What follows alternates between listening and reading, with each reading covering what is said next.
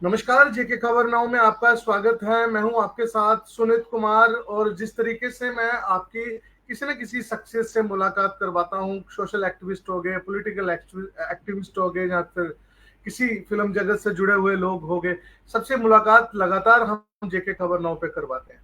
आज हम आपकी एक ऐसी शख्सियत से बात करवा रहे हैं जो एक अनसंग हीरो है। अनसंग हीरो की बात मैं इसलिए कह रहा हूं क्योंकि कुछ लोग जो पॉलिटिकल में होते हैं उनका नाम होता है, लेकिन कुछ लोग काम की वजह से मशहूर होते हैं, लेकिन उनके बारे में लोग कम जानते हैं। और हम लोगों का यही कर्तव्य है कि कुछ ऐसे लोगों को भी ढूंढ निकालें जिनका समाज में बहुत बड़ा काम होता है, लेकिन क्योंकि वो पॉलिटिकली उतने उतने ज्यादा पॉलिटिक्स में नहीं होते, या फिर फिल्म जगत में नहीं होते, या फिर उस वैसे तरीके से समाज में नहीं होते हैं, जिसकी वजह से लोग उनको नहीं जानते हैं।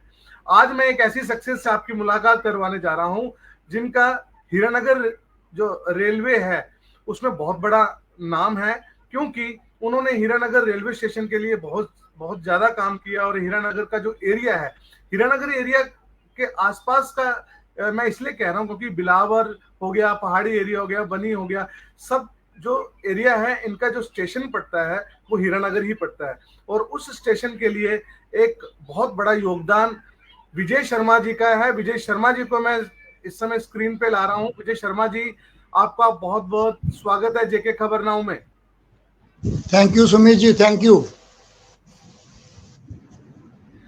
विजय जी, हो सकता है इंट्रोडक्शन में कुछ कमी रह गई होगी, लेकिन फिर भी जितना मैंने कल से आपको जाना, क्योंकि मैं पहले भी थोड़ा बहुत जानता था आपके बारे में, लेकिन कुछ मुझे ये समझ आया कि उन दिनों जब हम भी डीएमयू में सफर किया करते थे और हम सोचते थे कि ये डीएमयू किसने लगवाई, कैसे लगवाई, और ये कैसे पॉसिबल हुआ कि हीरानगर के आसपास के जो लोग हैं एक क्रांति कह सकते हैं, एक रेलवे क्रांति कह सकते हैं, क्योंकि हीरानगर और उसके आसपास के लोग कभी भी रेलवे में सफर बहुत ज्यादा नहीं किया करते थे। डीएमयू के आने से लोगों ने सफर करना शुरू किया। लोगों को ये पता चला कि जम्मू जाना बहुत आसान है, और जो स्टूडेंट्स थे उनको भी ये समझ आई कि हम पढ़ने के लिए जम्मू जा सकते हैं, और जो नौकरी पेशा लोग थे उनको भी ये समझ आई कि हम ट्रेन से जम्मू जा सकते हैं। अदरवाइज हीरानगर एरिया के जो लोग थे, उसके आसपास के लोग थे, कभी भी ये नहीं सोच सकते थे कि वो ट्रेन से सफर करके जम्मू जा सकते हैं। आज अगर हम रेलवे स्टेशन पे देखें तो बहुत ज्यादा भीड़ होती है, और लगभग 70 से 80% लोग जो हैं वो रेलवे से जम्मू या उसके आसपास प्राइवेट या फिर सरकारी नौकरी करते हैं। सर, ये डीएमयू का सफर, क्योंकि ये एक बहुत बड़ी उपलब्धि जो है वो आपके नाम पे जाती है, विजय शर्मा जी के नाम पे जाती है और उनके साथियों के नाम पे जाती है, लेकिन बड़ा चेहरा जो है वो विजय शर्मा जी थे। विजय शर्मा जी, ये डीएमयू का सफर कैसे पॉसिबल हुआ हीरानगर के लोगों के लिए? सर देखिए, हमारे हीरानगर और डिस्ट्रिक्ट कठुआ के लोगों की ये बहुत बदकिस्मती है, क्योंकि जब भी सांसद जहाँ पे चुना जाता है वो इस कॉन्स्टिट्यूएंसी से नहीं होता।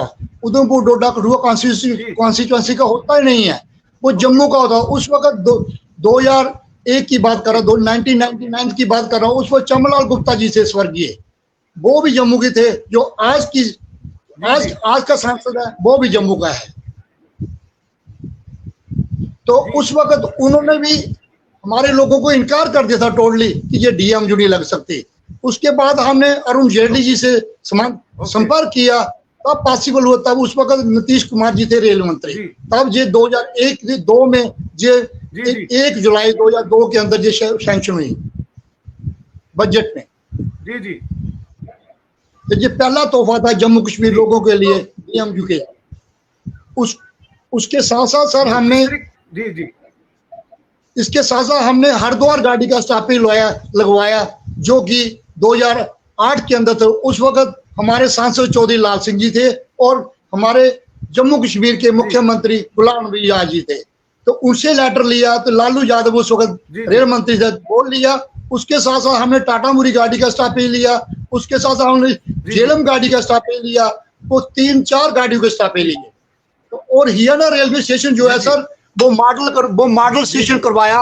ये देखो सर, लेटर उसका 2012 के अंदर ये प्रोफेसर साफुद्दीन सोज की माँ, वो उनकी देन है, क्योंकि वो राज्यसभा के मेंबर थे और जल संसाधन मंत्री थे, और पवन कुमार बंसल जी रेल मंत्री थे। ये पॉसिबल हो सका, जो मॉडल स्टेशन डिक्लेयर हुआ। उसके बाद सर क्या हुआ, हीरानगर में के बाद उसके बाद सरकार चेंज हो गई, और 2014 से लेकर और हमने हीरानगर में जो अपग्रेडेशन प्लेटफॉर्म भी बनाए, ओवरब्रिज भी हमने लोगों को दिया, एक प्लेटफॉर्म जाने से दूसरे प्लेटफॉर्म जाने के लिए। उधर हमने ट्यूबवेल भी निकाला, बदकिस्मती से ट्यूबवेल निकला हुआ है, होमरेड टैंक जो सरकार ने दे पा रही है, जिनकी बहुत बड़ी फेलियर है। और मैं बात करता हूं 2014 से लेकर 2014 में जब इन्होंने 14 मई 2014 को इन्होंने शपथ ली, और आपको बताऊं मैं 4 जुलाई 2014 में इन्होंने कटरा रेलवे स्टेशन का उद्घाटन किया नरेंद्र मोदी जी ने। आपको मैं ये एक बात बता दूं कि ये लोग कहते हैं कि हम हिंदुओं के लोगों की बहुत रहनुमाई करते हैं, मगर सबसे बड़ा धोखा इन्होंने दिया है, क्योंकि 4 जुलाई 2014 के अंदर कटरा रेलवे स्टेशन का उद्घाटन हुआ, और उस स्टेशन में देखो वो स्टेशन का उद्घाटन कांग्रेस सरकार भी कर सकती थी, मगर क्या कारण थे मुझे नहीं पता, क्योंकि 1 महीने के अंदर वो कटरा रेलवे स्टेशन का खंड जो उधमपुर से कटरा नहीं बन सकता था, वो फेलियर मैं कह सकता हूँ, कांग्रेस का फेलियर था। उसका उद्घाटन कर सकते थे सरदार मनमोहन सिंह जी और चेयरपर्सन सोनिया गांधी जी, उसकी नेम प्लेट लग सकती थी, मगर बदकिस्मती है कि उसका उद्घाटन नरेंद्र मोदी जी ने किया। उसके ऊपर एक बहुत बड़ी घटना हुई, आपको बताऊं मैं, एक DMU गाड़ी का इन्होंने चलवाई जो कटरा से लेकर पठानकोट और पठानकोट से वापस आनी थी, मगर हिंदू लोगों के साथ खिलवाड़ किया गया। जो माता वैष्णो देवी के साथ जिनका आस्था है, हिंदुओं की है, सिखों की है, और बहुत सा जितने समाज के, हिमाचल के लोगों की है, पंजाब के लोगों की है, क्योंकि वो पंजाब पठानकोट से चलनी थी और कटरा जानी थी, और सस्ते हर स्टेशन के ऊपर रुक के जानी थी, और सस्ते किराए में वो कटरा पहुंचानी थी। मगर आज की डेट में सर 2 महीने के बाद वो गाड़ी टाइम टेबल से निकल गई, वो गाड़ी बंद हो गई है। इनके ऊपर वो बहुत बड़ी शेम है, मैं कहता हूँ, जो हिंदू के रहनुमा बने हुए हैं, वो गाड़ी इन्होंने बंद करा दी, और माता वैष्णो देवी जाने के लिए कटरा के लिए मैं कहता हूँ कि इनका जो नरेंद्र मोदी से बड़ा जो मंत्री है अपने आप को कहता है, वो डॉक्टर जितेंद्र सिंह, जो मैं कहता हूँ जो लोगों की सुविधा नरेंद्र मोदी जी ने दी थी, इसने बंद करवा दी। ये बहुत बड़ी सर हमारे लोगों के लिए दुख की बात है। उसके बाद सर क्या हुआ, 17 जुलाई 2015 के अंदर श्री अरुण जेटली जी, जो अभी स्वर्गीय हो गए हैं, उन्होंने नरेंद्र मोदी जी को जम्मू के अंदर जोरावर ऑडिटोरियम में लाया, और उसका शताब्दी जन्म दिवस था किसका, लेट श्री गिरधारी लाल डोगरा जी का, और इन्होंने बहुत सारी उनकी प्रशंसा की कि ऐसा लीडर कभी पैदा नहीं होगा, इतना ईमानदार, और जिसका जमाई जो है वो अरुण जेटली जी है, वो भी ईमानदार है। मगर हमारी रेलवे पैसेंजर वेलफेयर एसोसिएशन, हमने उनके साथ मिले, उनके साथ बातचीत की, और अरुण जेटली जी ने नरेंद्र मोदी जी से फोन पे बात की, और कमिटमेंट किया कि हीरानगर का रेलवे स्टेशन जो है वो स्वर्गीय गिरधारी लाल डोगरा जी के नाम पे ऊपर बनेगा।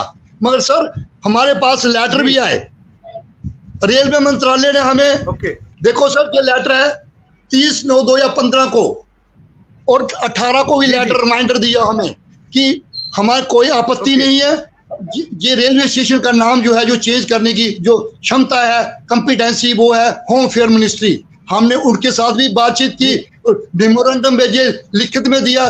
जीते जी अरुण जेटली जी काम नहीं कर सके। मुझे शर्म के साथ कहना पड़ता है, जो इतने बड़े नेता का कमिटमेंट नहीं पूरा कर सकते। एक रेलवे स्टेशन, बहुत सारे रेलवे स्टेशनों के इन्होंने नाम चेंज कर दिए हैं, हमारे हीरानगर का रेलवे स्टेशन का नाम जो है वो अभी तक चेंज नहीं हुआ है। और एक बहुत बड़ी बात बताने जा रहा हूँ सर, जो हीरानगर के साथ हमेशा धोखा हुआ है, क्योंकि हीरानगर एक जिला था, इसको जिला का दर्जा 1846 से लेकर 1922 तक, ये 76 साल जो है हीरानगर ने एक जिले का काम किया हुआ है। ये 1922 में ये ट्रांसफर होकर कठुआ में गया, क्योंकि कठुआ को किसी ने अभी तक जिला नहीं घोषित किया, किसी सरकार ने नहीं, किसी नेता ने नहीं। ये हमारी ये पूरी जो मांग है कि हमारे हीरानगर को जिले का दर्जा दिया जाए। हम मांग नहीं करते हैं, रिस्टोरेशन ऑफ मांग करते हैं कि दोबारा इसका दर्जा दिया जाए, क्योंकि हीरानगर की जो लोगों की जो जीने की जो इनका जो प्रोग्रेसिव हो सके।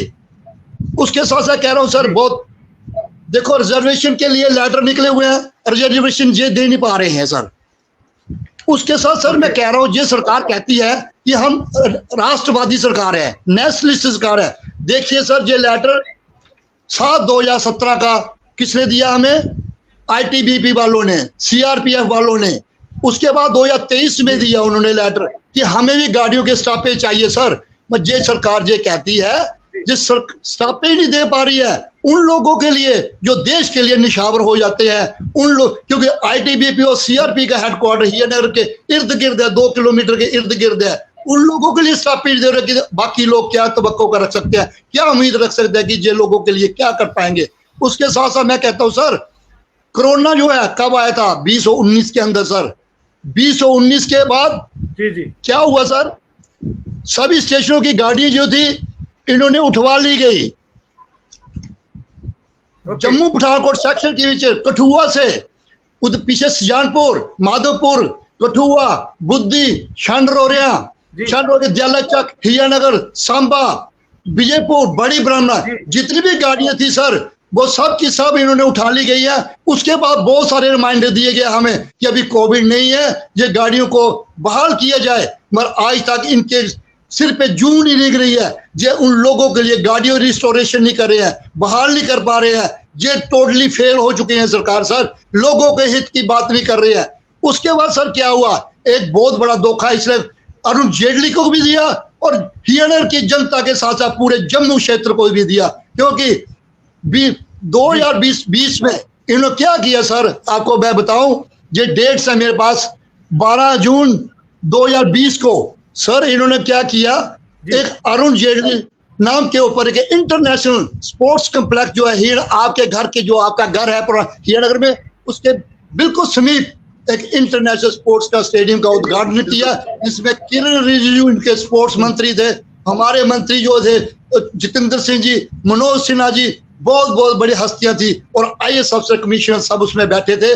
मगर आज तक हमारे इधर काम इन्होंने जगह उकार कर ली है, पर बड़ी शर्म के साथ कहना पड़ रहा है कि वो अभी तक उसका काम नहीं लगा हुआ है, और हमारे लोगों के बीच में एक निराशा की झलक दिखा रही है। पता नहीं क्यों लोग इनको जो है दोबारा चुन के चले गए हैं। मगर हमें बहुत शर्म की बात है कि ये लोग जो है जो हमारे साथ खिलवाड़ कर रहे हैं। हम चाहते हैं कि हीरानगर जो स्पोर्ट्स स्टेडियम है ये जल्द से जल्द जहाँ पे वो है वो किया जाए। बिल्कुल विजय जी, क्या क्योंकि हीरानगर के लोगों की जिस तरीके से आपने बहुत महत्वपूर्ण बातें यहाँ पे रखी, क्योंकि ये पूरे हीरानगर के लोगों की कहीं ना कहीं, मैं भी फील्ड में जाता हूँ तो मेरे को भी सुनने को मिलती है। आज आप ये सारी बातें जो हैं वो जेके खबर नाउ के माध्यम से ये सारी बातें रख रहे हैं, क्योंकि आप एक सोशल एक्टिविस्ट हो। हम हमेशा आपको देखते हैं विभिन्न कार्यों में। बस लगवानी थी तो आप वहां सबसे आगे थे, हमारे पास भी न्यूज आती रहती है। आज आपसे मुलाकात करने का मौका मिल रहा है। एक बहुत बड़ी डिमांड है, क्योंकि रेलवे पे ही रहते हैं, क्योंकि उसी में आपका एक्सपीरियंस है, आपने जॉब भी किया है और उसी की वेलफेयर के लिए आप काम करते हैं और उसी के लिए आप मशहूर हैं। रेलवे, क्योंकि अभी तक कोई भी सुपरफास्ट का जो स्टॉपेज है वो शायद हीरानगर के स्टेशन पे नहीं है। लोगों की बिलावर जुड़ता है, बनी जुड़ता है। मैं इसलिए लेके जा रहा हूँ बनी तक लेके जा रहा हूँ। अगर बनी के लोग, बिलावर के लोग, उन सबका नियरेस्ट जो स्टेशन है वो हीरानगर ही है। और हीरानगर का जो डिमांड बहुत पुरानी है कि किसी दो तीन सुपरफास्ट ट्रेन है, उनका स्टॉपेज यहाँ पे होना चाहिए। और दूसरी बात, क्योंकि आप बीजेपी पे लगातार कटाक्ष कर रहे हैं, इसके संदर्भ में मैं आता हूँ। बीजेपी ने एक अपनी बड़ी उपलब्धि मानते हैं कि हमने वंदे भारत ट्रेन जो है उसका स्टॉपेज कठुआ में करवाया, कठुआ उधमपुर में करवाया। आप क्या देखते हैं कि जम्मू के आसपास भी उसका एक स्टॉपेज होना चाहिए था, उसका कोई फायदा हीरानगर और सांबा और विजयपुर के लोगों को नहीं मिल रहा है, तो आप क्या मानते हैं कि एक सुपरफास्ट का स्टॉपेज और वंदे भारत का स्टॉपेज होना चाहिए हीरानगर के आसपास? सर मैं सबसे पहले आपको बताऊं कि हीरानगर का जो टॉपोग्राफी है, हीरानगर रेलवे स्टेशन है, ये पठानकोट और जम्मू के बिल्कुल मिडल में आता है, और इसको ये कठुआ तक के लोग जो है हीरानगर स्टेशन को प्रेफर करते हैं, सांबा तक के लोग जो है वो हीरानगर को प्रेफर करते हैं। ये बिल्कुल दरमियान में है, और बॉर्डर का रेलवे स्टेशन है, ये इंटरनेशनल बॉर्डर है। ये हमारे लिए आईटीबीपी, सीआरपी लोग और बीएसएफ के लोग हैं, वो भी इस हीरानगर रेलवे स्टेशन को प्रेफर करते हैं। मैं कहता हूं उन लोगों के लिए पूजा एक्सप्रेस गाड़ी का स्टॉप चाहिए, बेगमपुर एक्सप्रेस के मुंबई में चारों तरफ की जाने के जो 4 गाड़ी जाती है, क्योंकि हियर तहसील के लोग, बहुत सारे लोग जो है वो एक पांडियों का काम करते, लेबर का काम करते, मुंबई में करते हैं।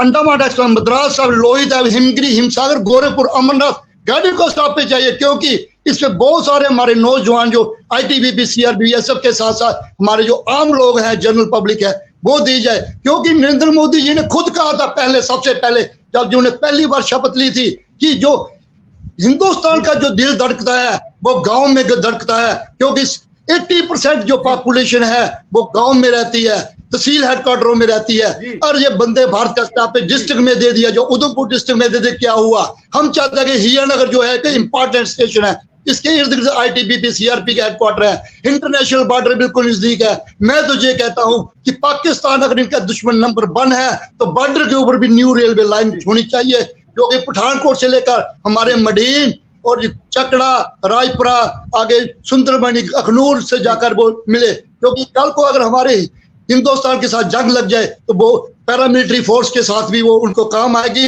और जनरल पब्लिक के लिए भी वो काम आएगी। उसके साथ साथ एक बात और कहता हूं, इन्होंने जे मोदी सरकार जी ने ये भी वादा किया था बॉर्डर के लोगों के लिए कि आपके साथ 5-5 मरले का हम प्लाट देंगे, उससे मुकर गए हैं। जो उन्होंने बंकर बनाए हैं वो रहने के काबिल नहीं है, और कल को जंग लग जाती है, उसमें पानी है, सांप है। मेरी मांग है, हम कहते हैं कि जो सुरक्षित जगह ही अगर तहसील के अंदर आती है, वहां की सेफर जगह में इनके एक बॉर्डर भवन होने चाहिए। और कल को ऐसी कोई जंग लग जाए, ऐसी नौबत आ जाए, जैसे इन्फिल्ट्रेशन हो रही है, उसके वक्त उनको उन बॉर्डर भवन में शिफ्ट किया जाए, ताकि वो सेफ रह सके, उनके स्कूलों की, उनके बच्चों की स्कूलों की पढ़ाई भी खराब ना हो। क्योंकि अगर अभी आए तो हमारे जो हियर के स्कूल है, जो इर्द गिर्द स्कूल है, वो ऑक्यूपाई हो जाते हैं। इधर के बच्चों की पढ़ाई खराब होती है, जो बॉर्डर के बच्चे आते हैं उनकी भी पढ़ाई खराब होती है। मैं कहता हूँ अगर बॉर्डर भवन बन जाए, वो स्पेशली उधर हो जाए, वो टीचर उधर पढ़ाने चले जाए, और माल मवेशी रखने का भी उधर इंतजाम हो जाए, क्योंकि जगह बहुत है। इन्होंने बहुत सारी जगह खाली करवा रखी है, और उन लोगों को, स्मगलरों को जो लोग दे रहे हैं, जो लोग जहाँ पे खेती बाड़ी करते थे आज से 100 साल पहले, उनसे छीनी जा रही है। मैं चाहता हूँ उनके ऊपर बॉर्डर भवन बनने चाहिए, ताकि वो लोग ऐसी सिचुएशन में बाहर रह सके और उनकी पढ़ाई भी जो है वो हो सके, उन लोगों की व्यवस्था भी अच्छी तरह से की जा सके। और उसके साथ साथ सर, मैं ये एक बड़ी बात के कहने जा रहा हूँ कि एक ब्रिज वर्कशॉप इन्होंने सैंक्शन की थी कठुआ के अंदर, इस सरकार ने, NDA सरकार ने, नरेंद्र मोदी जी की सरकार ने, वो उसका भी अता पत्ता नहीं है सर, कहाँ है? उसके साथ 2 बातें और कहूंगा मैं सर, क्योंकि 2008 के अंदर कठुआ, महानपुर, बसोली, भद्रवाह, डोडा रेलवे लाइन सैंक्शन कर रही थी, और इन्होंने भी 2019 में लेटर निकाला जो मोदी सरकार ने, और उसके साथ साथ जम्मू, पुंछ, राजौरी, सुंदरबनी तक रेलवे लाइन का सैंक्शन किया होता, वो आज तक नहीं कर पाए। क्योंकि कश्मीर के अंदर जो कहते हैं कि हम जम्मू के हितकारी हैं, मगर कश्मीर के अंदर 4 रेलवे लाइंस जो अलग सेक्शनों में इन्होंने सैंक्शन कर दिया, मगर जम्मू के साथ उन्होंने अनदेखी की है। क्योंकि जो सुंदरबनी के लोग होते हैं, जो पुंछ के, राजौरी के लोग, उधर को रेलवे लाइन सैंक्शन करके नहीं दी है, और इधर कठुआ से लेकर महानपुर, बसोली, भद्रवाह, डोडा तक रेलवे लाइन जो सैंक्शन कर रखी है वो दे रही है। एक इंपॉर्टेंट बात और मैं करने जा रहा हूँ, क्योंकि 2008 के अंदर आपको बता दूं मैं कि यूपी सरकार ने मंडल रेल प्रबंध कार्यालय, DRM ऑफिस जो होते हैं, जोनल ऑफिस होते हैं, वो सैंक्शन कर रखे थे 3। एक तो था गुलबर्गा कर्नाटका के अंदर, जो वो श्री मल्लिकार्जुन खड़गे जी की उनकी कॉन्स्टिट्यूंसी है, दूसरा सिलचर असम के अंदर, तीसरा जम्मू के अंदर। सर वो तो दोनों बन गए हैं, मगर आज तक जम्मू के अंदर मंडल रेल प्रबंध कार्यालय वो अभी तक नहीं बन पाया। ये मैं कहता हूं कि नरेंद्र मोदी सरकार की बिल्कुल फेलियर है, और मैं कहता हूं कि कांग्रेस वाले और इन मुद्दों को उठाए, लोकसभा के अंदर उठाए, हमारे लेट श्री गिरधारीलाल डोगरी जी का मुद्दा उठाए, अरुण जेटली जी का मुद्दा उठाया कि स्टेडियम क्यों नहीं बना। मैं समझता हूं कि ये राहुल गांधी जी के लिए बहुत बड़ी उपलब्धि होगी, और जो आज की सरकार नरेंद्र मोदी इस पे गिरेगी, और मैं कहता हूं हियरनगर को भी इसके साथ साथ राहत मिलेगी, स्टेडियम भी बनेगा, हियरनगर का रेलवे स्टेशन वो जो है उनके नाम पे होगा, मॉडल स्टेशन है। मैं एक बात और कहने जा रहा हूं, मॉडल स्टेशन होने के साथ साथ सर, जो 1971 में जो रेलवे लाइन आई थी, उस वक्त इसकी कैटेगरी E थी, मैं 2012 में मॉडल स्टेशन होने के साथ साथ अभी भी इसकी कैटेगरी E है। मैं जो मांग करता हूं कि इसकी जो कैटेगरी है C किया जाए, ताकि और बहुत सारी सुविधा जो है जहाँ मिल सके, और सुपर फास्ट गाड़ियों का स्टॉपेज आईटीबीपी वालों के लिए, सीआरपी वालों के, पैरामिलिट्री फोर्सेस वालों के लिए, बीएसएफ वालों के लिए संभव हो सके। मैं इसी के साथ मैं आपका बहुत बहुत शुक्रिया करता हूं सर, और अगर कोई क्वेश्चन हो तो मुझे जरूर पूछ ले सर। और एक मांग में सर, आपने बस की बात की सर, हम आज का जो इंटरव्यू है वो आपका रेलवे के लिए जो आपकी सेवाएं हैं उसी के ऊपर हम कर रहे थे। हालांकि कुछ पॉलिटिकल बातें भी इसमें आ गई, कोई बात नहीं, उस पर हम फिर से चर्चा करेंगे, क्योंकि अब इस तरीके से प्रतीत हो रहा है कि आप शायद एक पॉलिटिकल एक्टिविस्ट भी अब पॉलिटिकल एक्टिविस्ट भी आप बन गए हो शायद, तो होना भी चाहिए, समाज में जरूरी है। तो सर आगे का आप क्या देखते हो? हमने तो जो 3-4 बातें जो इसमें देखी हैं, एक तो आपने मुद्दा उठाया हीरानगर का नाम माफ कीजिए, हीरानगर का नाम जो है वो श्री गिरधारी लाल जी के नाम पे, डोगरा जी के नाम पे होना चाहिए। दूसरा, अरुण जेटली स्टेडियम जो है उसका जो है जल्दी से जल्दी काम शुरू होना चाहिए। और तीसरा मुद्दा जो आपने, बड़ा मुद्दा आपने उठाया, वो ये है कि जो सुपरफास्ट ट्रेन हैं उनका जो स्टॉपेज है वो हीरानगर में होना चाहिए, क्योंकि टोपोग्राफी के हिसाब से देखा जाए तो ये एक सेंट्रल पॉइंट भी है। और सबसे बड़ा मुद्दा जो आपने, क्योंकि आवर और इस एरिया में हम लोग कहते हैं कि टूरिज्म को बढ़ावा देना चाहिए, तो टूरिज्म को बढ़ावा तभी देंगे ना जब वहां से आप रेलवे भी निकालिए। ये मुद्दा आपने, बहुत बड़ा मुद्दा जो है जम्मू कश्मीर सरकार के सामने और गवर्नमेंट के सामने आपने उठाया। ये मुद्दा बहुत बड़ा मुद्दा है कि उस पहाड़ी एरिया को भी एक रेलवे ट्रैक दिया जाए। तो ये महत्वपूर्ण मुद्दे जो हैं वो आपने हमारे दर्शकों के सामने और जम्मू कश्मीर सरकार के सामने रखे हैं। विजय जी, इसके अलावा क्या और कोई मुद्दे आपके पास हैं जो रेलवे वेलफेयर के हिसाब से और लोगों के हिसाब से जो महत्वपूर्ण? जी है सर। हाँ सर, देखिए इसके साथ साथ अभी हमने late Shri Girdhari Lal Dogra fans club बनाई हुआ है। हमने 1 मार्च 2023 के अंदर हीरानगर में बसेज लगवाई थी, एसआरटीसी बसेज जो जम्मू से आती थी, पठानकोट जाती थी, और बॉर्डर से आके हीरानगर के होते हुए वो जम्मू को जाती थी सर। वो इन लोगों ने, जो municipality committee Hiranagar Bharatiya Janata party की थी, इन्होंने बंद करवा दी। अब मैं मांग करता हूं लेफ्टिनेंट गवर्नर मनोज सिन्हा जी से भी, क्योंकि आपने बहुत सारी बसें खरीद ली हैं, इलेक्ट्रिक बसें बहुत सारी खरीद ली है। मैं मांग करता हूं कि हीरानगर में आपने बहुत बड़ा एक बस स्टैंड बना लिया है, उसके ऊपर 9 करोड़ 60 लाख रुपया खर्च कर लिया गया है। मैं चाहता हूं कि जो इलेक्ट्रिक बसें जो आपने खरीदी हैं वो हमारे हीरानगर में लगाई जाए, और बॉर्डर के लोगों के लिए भी, क्योंकि बहुत बदकिस्मती से कहना पड़ता है कि हीरानगर जो हेडक्वार्टर है किसी के साथ लिंक नहीं है सर, ना बॉर्डर के लोगों के साथ है, ना कंडी लोगों के साथ है। जो हमारी हीरानगर की जो तहसील की जो लोग हैं, कम से कम उन लोगों के लिए जो बॉर्डर लिंक चाहिए। जो हम चाहते हैं कि इलेक्ट्रिक बसें जो मनोज सिन्हा जी ने, जम्मू कश्मीर की सरकार ने खरीदी है, वो हीरानगर को दी जाए, क्योंकि कुछ बसें पंजाब को जाएं, कुछ बसें जम्मू को जाएं, क्योंकि ताकि लोग डायरेक्ट जो है वो जम्मू का सफर कर सके, और कुछ बॉर्डर के लिए भी डायरेक्ट मेटाडोर्स और ऑटो जो है वो लगा सके। क्योंकि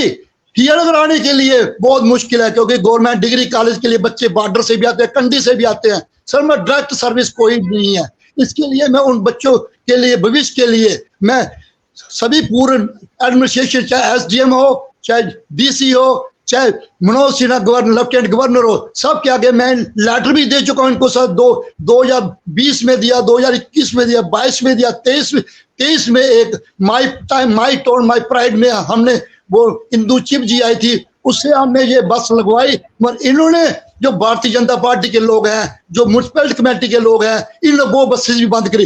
अगर ये कहते हैं कि हमने लगवाई हैं, उन बसों को दोबारा क्यों नहीं बहाल कराया गया? इससे सीधा इनके ऊपर आरोप लगता है कि बस इन्होंने बंद करवाई है और इन्हीं के द्वारा बंद की गई है। मैं चाहता हूं कि मनोज सिन्हा जी और हीरानगर लोगों का आप बड़ा चाहते हो तो जो ई बस आपने बहुत बल्क में खरीदी है, कुछ 10-12 बसें हमें हीरानगर में भी दीजिए, क्योंकि आपने तो बहुत बड़े वादे किए हैं कि हर जगह बस स्टैंड बना दिए। हीरानगर में बस स्टैंड बन गया सर, उसमें 9 करोड़ 60 लाख रुपया खर्च किया गया, मगर उद्घाटन होने जा रहा है, मगर बस कोई नहीं लग रही है। मैं चाहता हूं ई बसेज, इलेक्ट्रिक बसेज जो है वो हीरानगर में लगे, हीरानगर लोगों का सुधार हो सके, हीरानगर लोगों का जीना जो है आसान हो सके।